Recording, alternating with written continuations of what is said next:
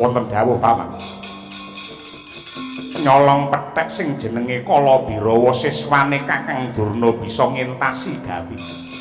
Ndak sawang iki mawan oman klawan Petruk kindang kapracun ndang embuh ana ngendi tibane.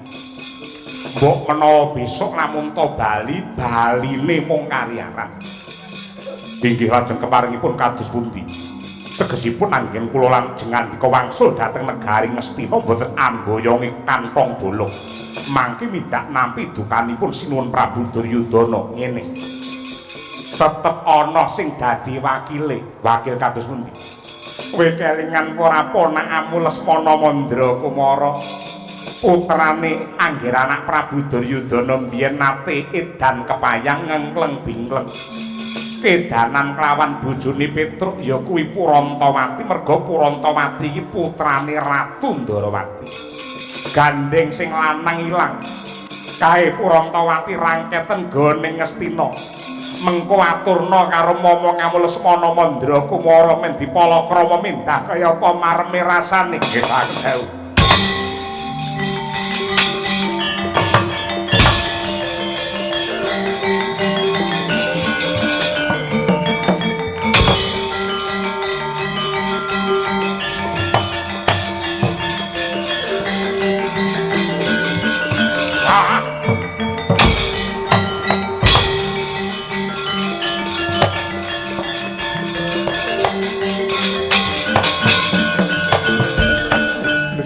Setan membo menungso cetha lamun to ringkih kang dadi jiwamu asor kang dadi derajat kowe ngendhangake marang sesembanku Ki Petruk parandene Ripalungguhan iki wani gonjak kelawan aku Bapak Purantawati mareme senenge mulyane dadi bojone Petruk ing ngondi mara gake pikiran kowe mung rekoso dadi kere kaya ngene Ripalungguhan iki tekane para Kurawa bakal mulyake kowe. Kowe calone dadi wubune sak negara-negara Ngastina. Merga kowe bakal digarwa dening sesembahanku Angger Lesmana Mandra Kumara ora sukses. Arek.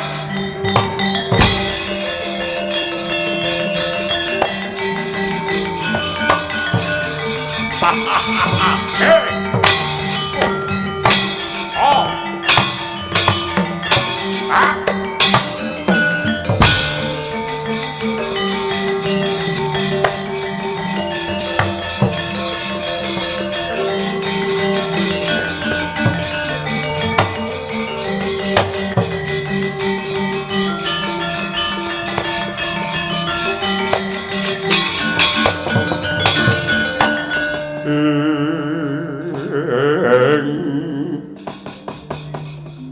Ratri gumulung mangrempak ing wadya mangrempak ing wadya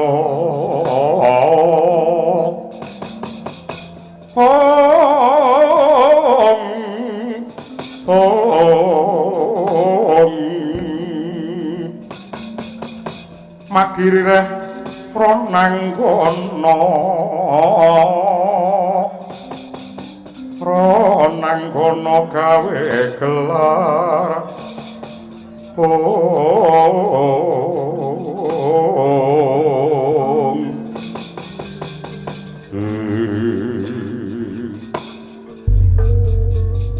jagat Dewa Bathara ya jagat mangestungkara babar pisan lengkung kusuma atmajane Kanjeng Rama Petruk kantong bolong ora nduga mono lamun to ing pecuk-pecuk ilang kahanane dadi ribet peteng dedet kaya mengkene. Wong tuaku lanang ilang kaya jinempana ing angin, ibuku parandene didabyang-dabyang dilarak karo para sata Kurawa. Yen nganti aku jumangkah ana payudan tan urunga bakal dadi ndok piye? Iya, lengkung kusuma isih kelingan aku duwe pepunden, aku duwe Eyang Gung Binetara. Nuwun sewu. Kanjeng Eyang Dwarawati kula ingkang sowan wonten ing Dwaraka Kanjeng Eyang Sri Bathara Kresna.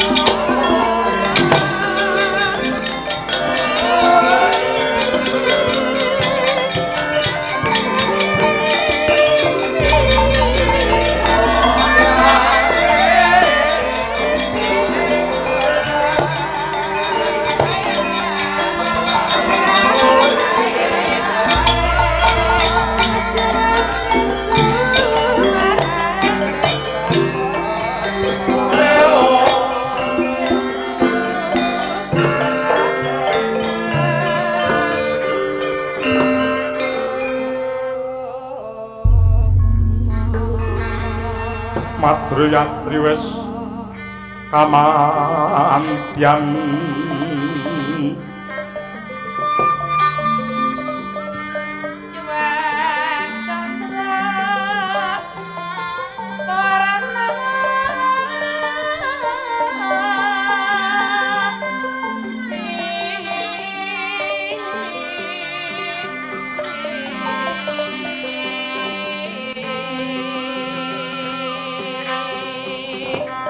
kawula nuwun sewu. Amit pasang Kalimantabi tinebening tulak manut dumaweng tawang tuweng Kanjeng Hyang. Kula ingkang sowan wonten ing negari Dwarawati sembah pangabekti kula mawan tuwan tuwa kunjuk ya. jagat Dewa Bathara ya jagat nanging Sungkara. Yen ora kleru kang dadi pamawas, kuwi iki putuku saka pecuk-pecuk ilang Bambang Lengkung Kusuma. Padha winantu Basuki anggenmu prapta, Nggih. Kawula nulinggih awis saking berkah pangestu paduka wilujeng niskala niring sambikala. Sembah pangabekti kula kunjuk eyang. Ndak tampa gawe bamba ing rasa. Katon semengko pengawak Bajra Sigra kang mawa gita mokal lamun ora himbol wigati para gage matur ingkang kanthi terwaca Lengkung Kusuma. Kalilan matur sisih nyuwun guni samudra pangaksami yektasipun waleh-waleh menapa. Atur weninga bilih ripalungguhan samangke pecuk-pecukilan nembe ketaman pepeteng. Pratanipun para sata Kurawa ing tetila obak-obak banyu dening nedya ambaya widumateng Kanjeng Rama satemah dados panca bakah. Boten ngertos sangkan paraning bilai Kanjeng Rama dipun tibani kadigdayan linangkung satemah kendang kapracundang unta kaprapal. Lan wonten bab maling saya ndadosaken trenyuing manah kula karana Kanjeng Ibu Kurantawati dipun dabyang-dabyang dipun larak dipun glandang dening para sata Kurawa ingkang semunipun samangke nedya kaboyong wonten ing negari Ngastina. Kanten malih ingkang badhe kula sambat sebuti tumrap lelampahan menika kejawi namung paduka sang socaning ngrep paboring jagat Kanjeng Hyang Prabu Sri Bathara Kresna.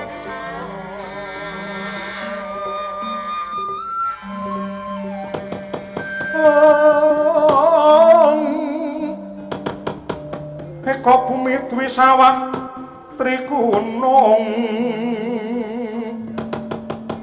Trigunung Catur Samudra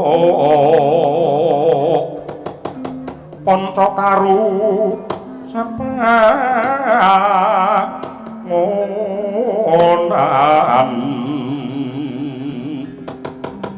Sabta Pandita Hasta Tawang Nawa Dewa Dasa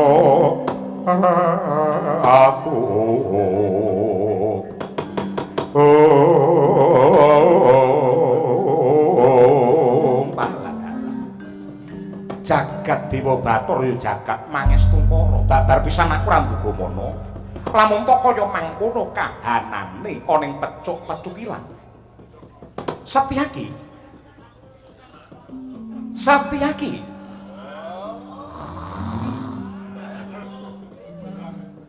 ora patut babar pisan. Apa-apa dipangan bareng kewareken ora temonjo babar pisan. Yaki. Nggih, ngestu aku dawuh. Mboten medal cineman ora. Ripalungguhan iki aja mung mangku tangan mesake.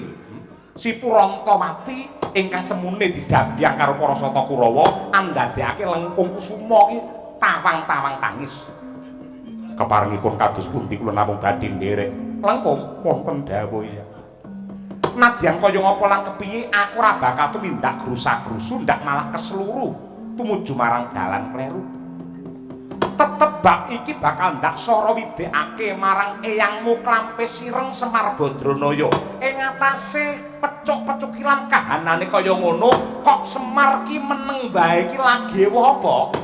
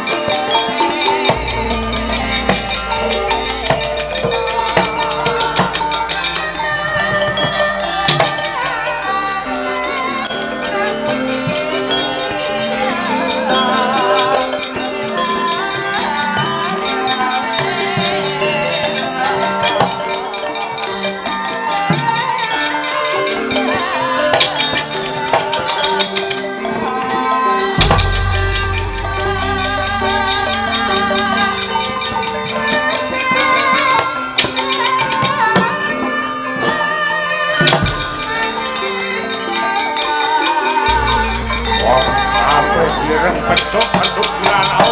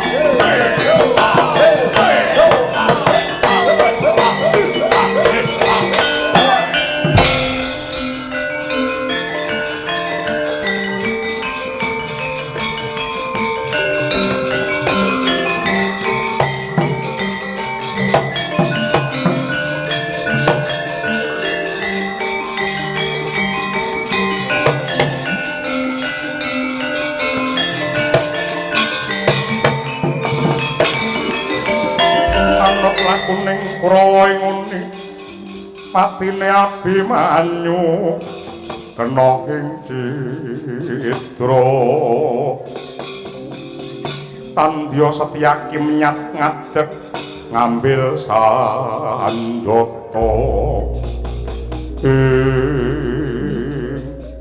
aduh Koko Prabu kula nyuwun pengayuman nembe menika kula kaprawasa sak lebeting payudan tanding karo sapa kok godres getih kaya mengkono Tyaki kaliyan siswa Sukalima siswanipun Guru Durna kala dirawa kadigdayanipun ngidap-ngidapi kae dudu kowe tandingmu nyingkira adepane dhewe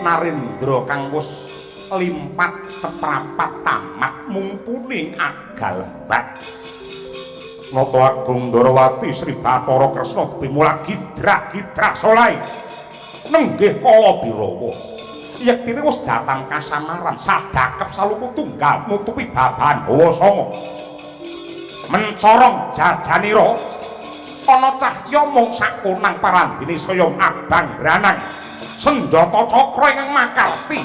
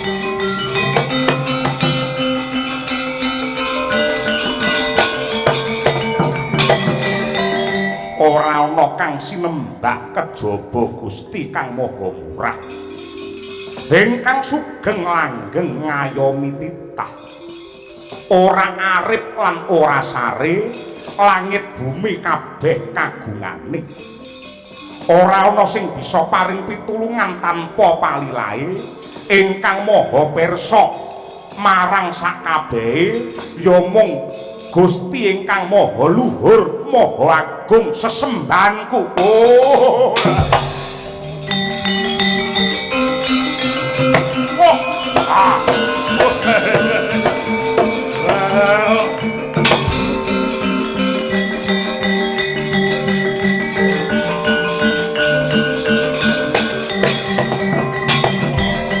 Aku tobat kakek Semar, aku tobat.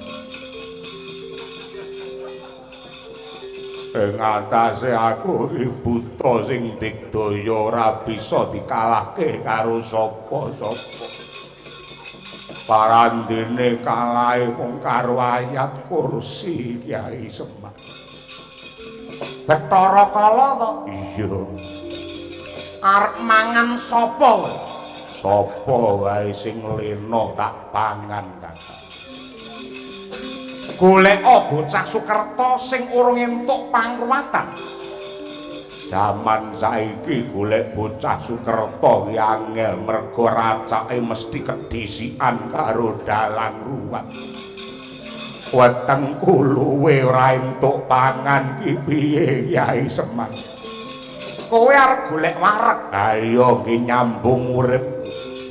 Kowe golek wareg monggo, golek mulya monggo, ning aja ngidek-idek wong liya. Oh.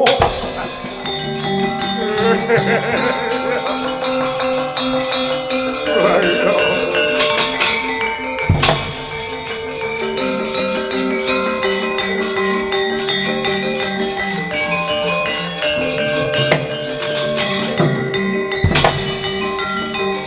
Makrahina semu pangbang haruna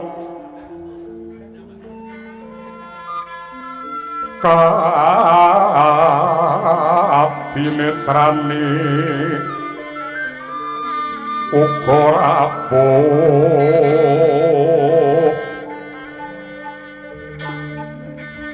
sabaning kukila ring kanikara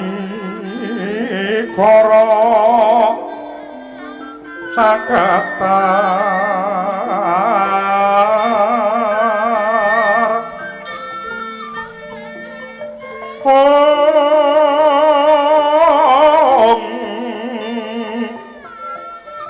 kini tunganing kong ler wuwusing wine panca lawan pepetoking hayam wono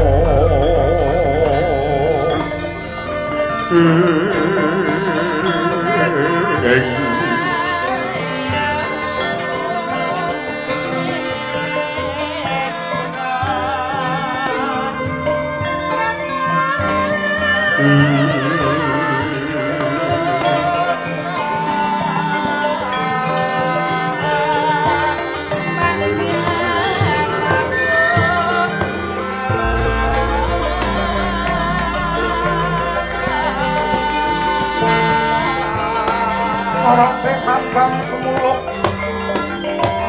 namadangi jroning pasareyan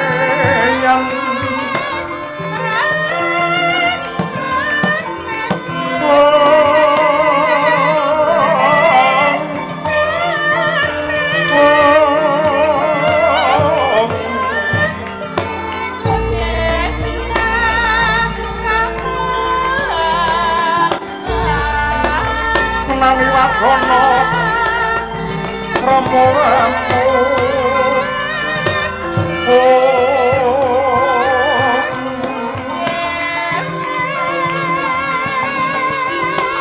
kalingan hangangan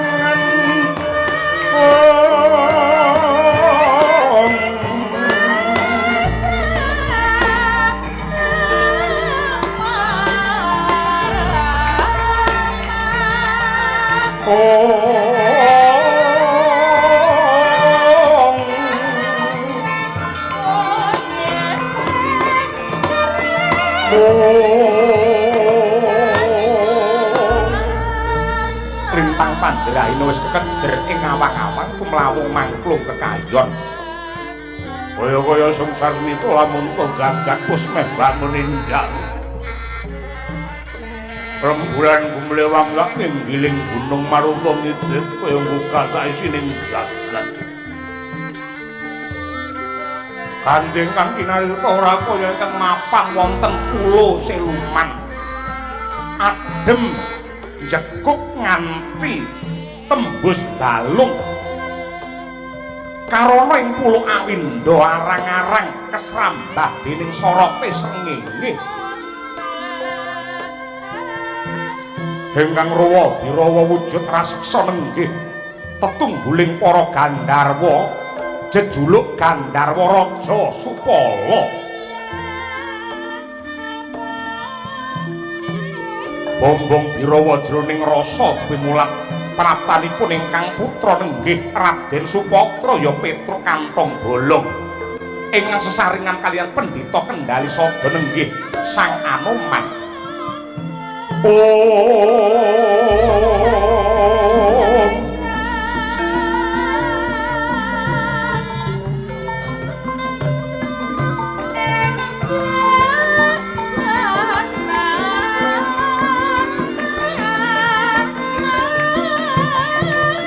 langening kalangganak gelar pangga moncar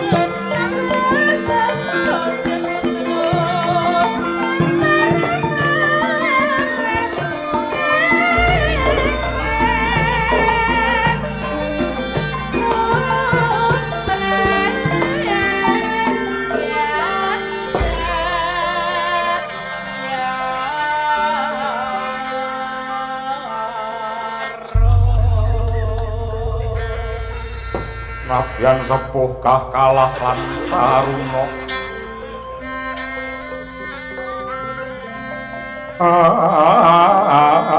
asta tregel yen kesel ngewel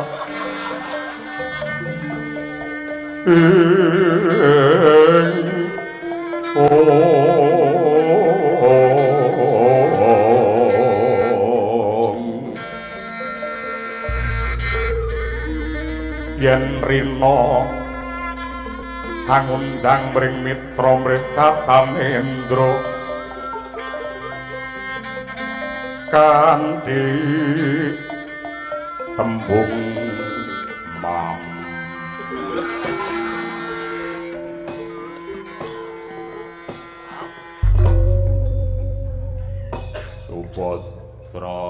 Subhadra inggih Rama bekti kula kunjuk Rama natampa gawe bombonging rasa iji kelingan karo pakmu nggih paduka pepundhen kula Gandharwa Raja Supala ora ya mburi wingon-ingonmu apa piye menika pendhita Kendali Sada naminipun pun Anoman sing biyen kondange Gembong Swelagiri inggih aduh penemban kula ngaturaken kawilujengan inggih sowan kula wilujeng boten langkung salam taklim kula katur Sang Gandharwa Raja nggih dawah sami-sami kangen karo bapak apa piye Rama sampun cetha pratila bilih Petruk menika yektosipun dudu menungsa nanging kula menika trah utawi darah ing Gandharwa utawi darahipun lelembut menapa sampun kinudra dening jagat yen bangsane Jim bangsane Gandharwa kaya kula ngeten iki yen urip kudu disia-sia kalian menungsa wiwit kuncung nganti gelung parandene kula babar pisan mboten nate nemu bejo ing atase wong anteng meneng jujur kendel wonten griya parandene isih diobak-obak anggen kula pengin mujudaken banyu bening wonten ing pecuk-pecuk kilat dening para Sata Kurawa satemah kula kalian penemban Anoman menika kendang kapracondang apa yen pancen derajate Gandharwa derajate kewan ngoten niku kudu diles-iles kalian menungsa Supatra kowe aja nglokro kowe aja kendho ripalungguhan iki bakal ndak jlentrehke bab titahing Gusti ingkang sinebut manungsa jin kelawan iblis pedhake Sang Adam sinebut menungsa dumadi saka lemah utawa lempung ingkang pinaringan piranti genep mula derajate lan kasampurnane dhuwur dhewe banjur jim mono cinipta saka panasing geni utawa uruping dahana lan uga ngertenana ngger Supatra yektine jim mono sipate padha kelawan menungsa tegese ana jim sing gelem manembah nanging uga ana sing nyingkur marang pangibadah ewadene ingkang sinebut iblis Iblis kuwi jin sing ora gelem tunduk marang pangeran. Manut sejarah nalika mbiyen jin kuwi makhluk sing derajate dhuwur dhewe lan cedhak karo pangerane. Nalika Gusti merintah marang jin supaya sujud marang Sang Adam, jin mau mbadal dawuh merga jin rumangsa derajate luwih dhuwur.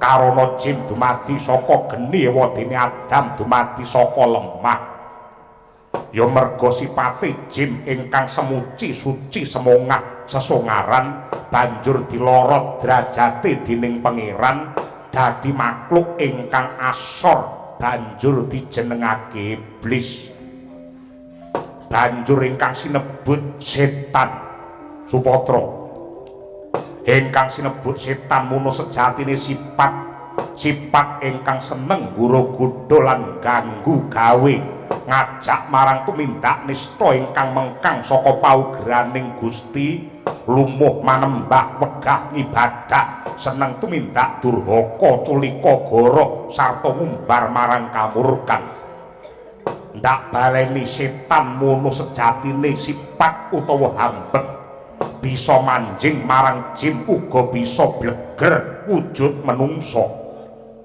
Mula kang mangkono saka pitungku makluke pangeran mono derajate bisa mulya lan nista mung gumantung pakartine dhewe. Nadyan to wujude Gandharwa utawa jin nanging lamun to bisa ngipatake panggodane sifat setan yekti jin mau dadi tipak ingkang mulya. Kosok baline Nadyanto blegere menungso nang yen jiwane dikendhaleni kelawan setan yekti manungsa mau dadi nista-nistane makhluk sapodra. Tan samartamoring suksma sinuksmaya winaya ing api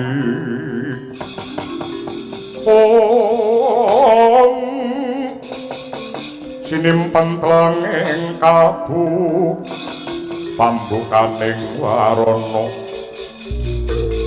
tarlen saking liyet layap pengaluyup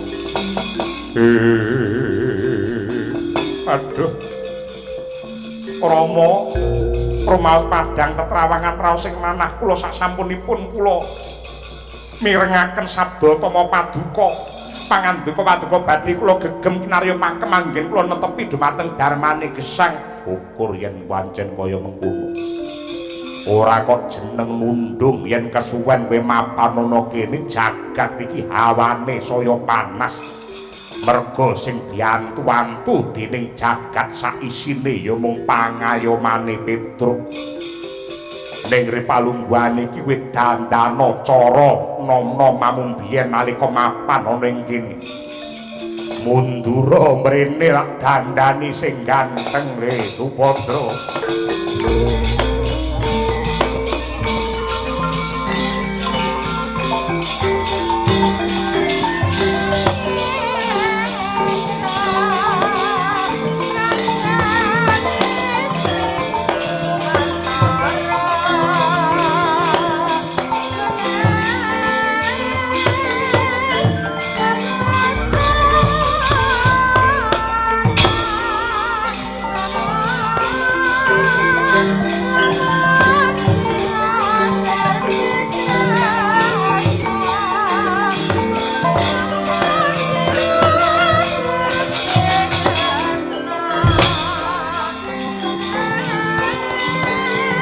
Ayu lan rahayu Supadra nuwun pamit Rama.